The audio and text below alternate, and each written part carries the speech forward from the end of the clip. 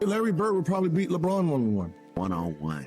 Because one-on-one, it takes away from everything LeBron has, right? His physical strength, his speed, all that power he has going. Well, in one-on-one, you're talking about 1-2 dribbles. That's not his game. That's Larry's whole game. You really think LeBron could beat Larry Bird one-on-one? Come on, man. That's Larry freaking Bird, a guy who could destroy you without even jumping. LeBron relies on power, speed, and whistles. Bird, he relied on brains, touch, and that cold-blooded precision you can't defend. In a 1v1, LeBron wouldn't know what to do. Play him tight, Bird fakes, one step, bucket. Give him space, that jumper's going straight through your chest. LeBron's bully ball means nothing here. Bird reads the game like a chess master. Before LeBron even makes a move, Bird already knows where he's going. LeBron plays parkour basketball, Bird plays mind games.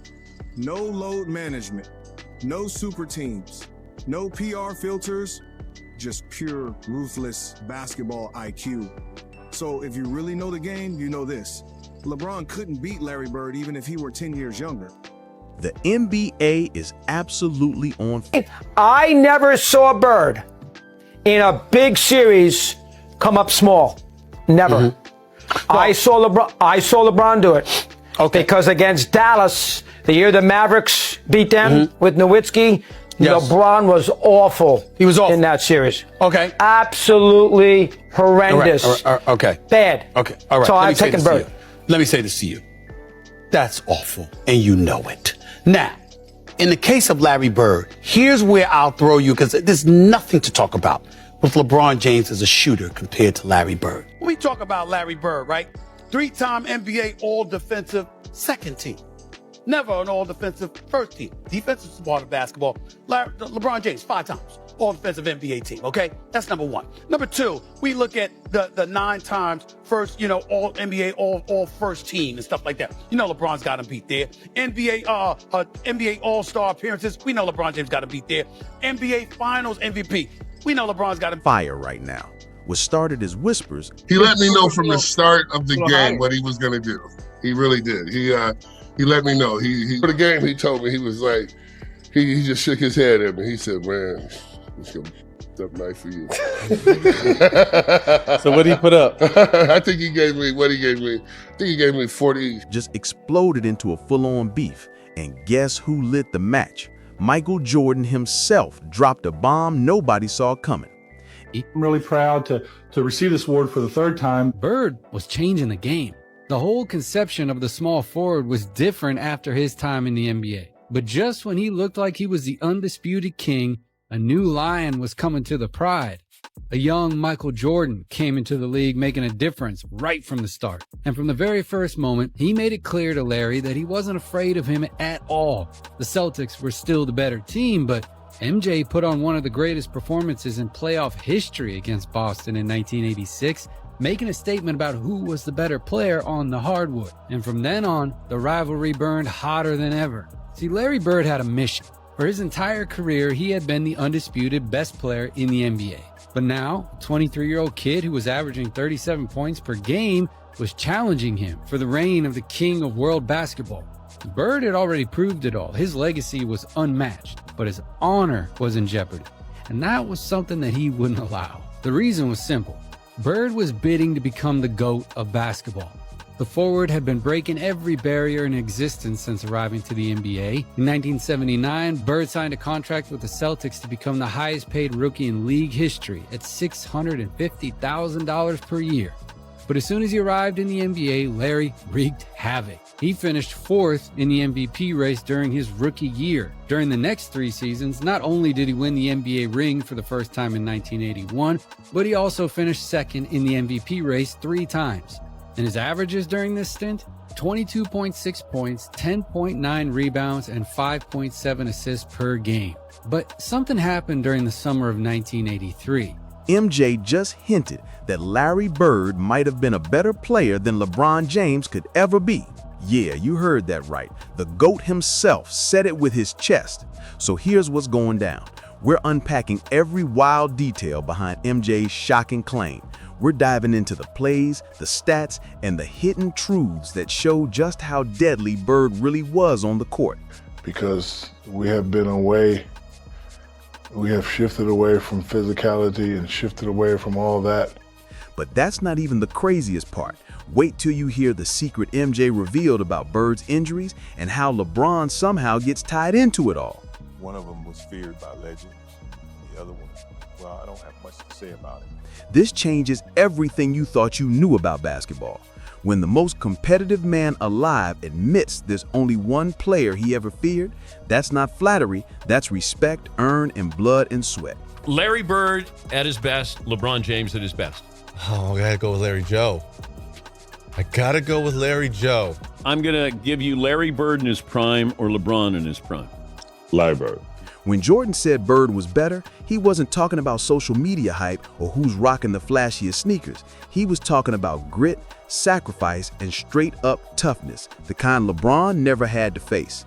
MJ watched Bird drag himself through injuries that would have sidelined most superstars today. The man never begged for rest days or public sympathy. He showed up every single night, no matter what. And Larry Bird was just slicing and dicing them. And I said, oh, I called home.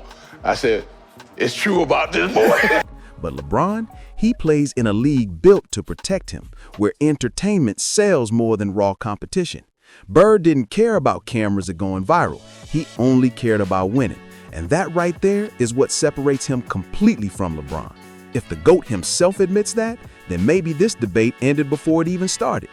But wait, before you think it's all said and done, you gotta understand why MJ felt that way. Because the world Larry Bird played in was a whole different battlefield. Comparing Bird's era to LeBron's is like comparing a street fight to a friendly sparring match at the gym. The 80s NBA wasn't for the weak. It was brutal, physical, and borderline violent. Every drive to the rim came with elbows, forearms, and pure chaos. Step into the paint back then, and if you tried to get fancy, you were hitting the floor hard. Nobody even mentioned load management. If you could stand, you played, period. And Larry Bird, he lived for that kind of chaos. He didn't just survive that era, he ruled it. The man's back was basically falling apart, yet he'd still show up the next night and casually drop 30 like nothing happened. That's not just toughness, that's obsession on another level. Now, fast forward to LeBron's time. Today's NBA is built for showtime moments, highlight reels, and business deals. Longevity sells now. That's why players are stretching 20-year careers.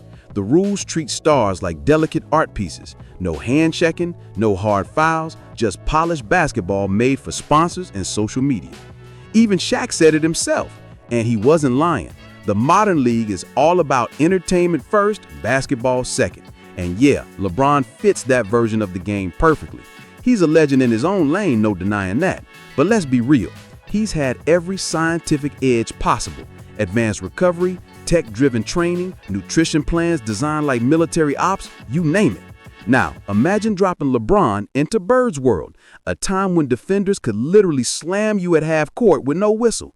That comparison wouldn't even make sense because back then, it wasn't about speed or strength alone. It was about survival and basketball IQ. That's where Bird thrived. He wasn't the fastest or the most athletic, but he didn't need to be. He outsmarted, outworked, and outlasted everyone. 9 times out of 10, he'd break you down mentally before the fourth quarter even hit. And the refs, they weren't saving anyone. If anything, being a star just put a bigger target on your back. Every player wanted to test if you crack under the pressure.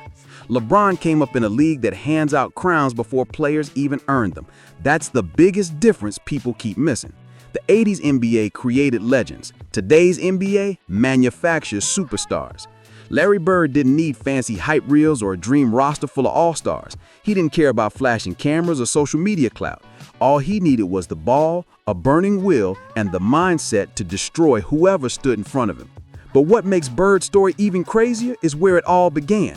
He didn't grow up surrounded by luxury gyms or some elite basketball program feeding him fame. He came straight out of a small Indiana town, pure blue-collar roots, and built everything from the ground up through sheer grind. No shortcuts, no promises, just blood, sweat, and hunger.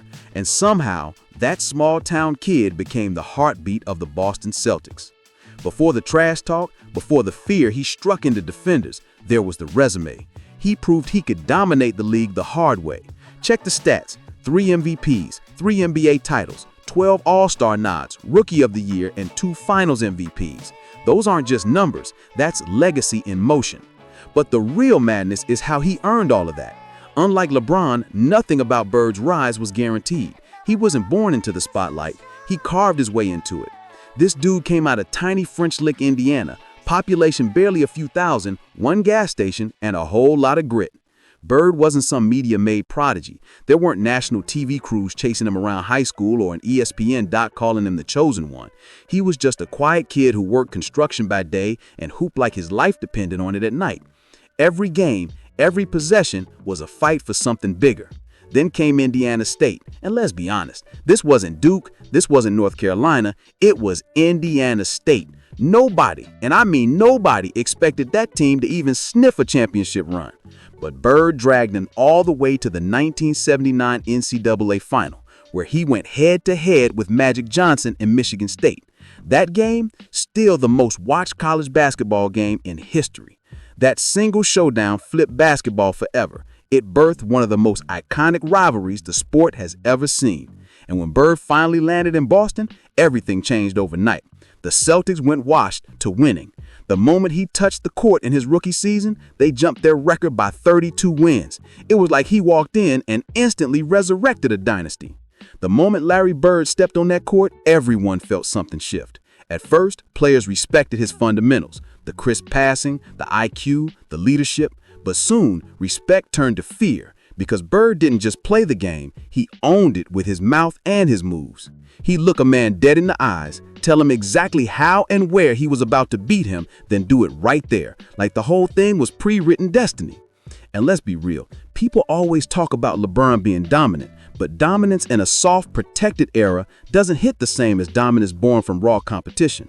Bird came up in a league filled with elbows, pride, and straight-up killers. He didn't have LeBron's freakish size, but what he had was sharper, deadly timing, laser vision, and a brain playing chess while everyone else was still learning checkers. You couldn't rush him, you couldn't shake him. Before you even laced up your sneakers, Bird was already living rent-free in your head. Even Michael Jordan himself admitted that Bird was one of the only players who truly scared him. Think about that. MJ, the most ruthless competitor ever, said that.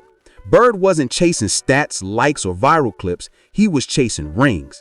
And he got them the hard way. He led Boston to 3 championships in an era stacked with legends. Magic Johnson, Kareem Abdul-Jabbar, Dr. J, Isaiah Thomas. Every playoff felt like war, and Bird was right in the middle of it. Bleeding, talking trash, still draining shots in your face like it was nothing. And here's what makes his legacy even crazier. It's compact. Bird only played 13 seasons, that's it. But in that short run, he reshaped the entire DNA of the NBA.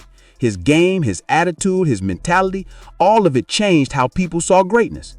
Now look at LeBron. Yeah, his resume is impressive, but it's stretched across 2 decades, multiple eras, stacked teams, and a rule book designed to favor offense.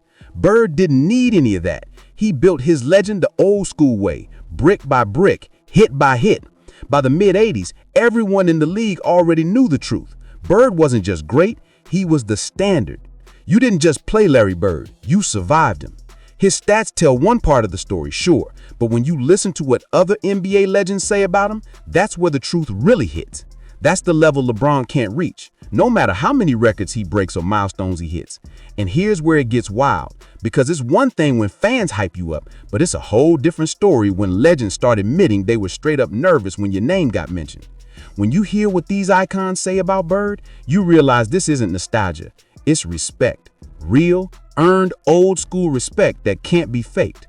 Let's start with Magic Johnson, the man who knew Bird better than anyone. Magic and Bird weren't just rivals, they were basketball's version of Ali and Frazier. Every time they faced off, the whole NBA stopped to watch. Magic himself once said Bird was his greatest rival, the only player who could outthink and outplay him any night of the week.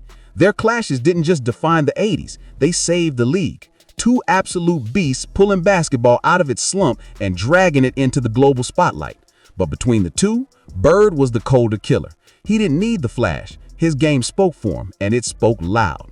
Then there's Gary Payton, one of the filthiest trash talkers to ever touch a court. And even he says Larry Bird was the most dangerous talker the game's ever seen. And Peyton would know. Bird didn't run his mouth for attention. He talked because he knew exactly what he was about to do to you. He'd tell you how he was going to score, from where and when, then go do it right in your face without missing a beat. Gary Payton even told the story on the All the Smoke podcast with Matt Barnes and Steven Jackson, admitting Bird was on another level of confidence. And here's the crazy part. When Peyton first got into the league, Bird was already 34 years old. His back was wrecked and he was in his second to last season. Yet he was still torching defenders and talking trash like it was his prime. That's not just greatness, that's legacy carved in stone. That kind of respect doesn't come from flashy highlights. It comes from fear. And it wasn't just guards or small forwards feeling it either. Even big men caught the smoke. Sean Kemp, who came into the league as a rookie full of confidence, once talked about how Bird humbled him early on. He gave him that cold stare,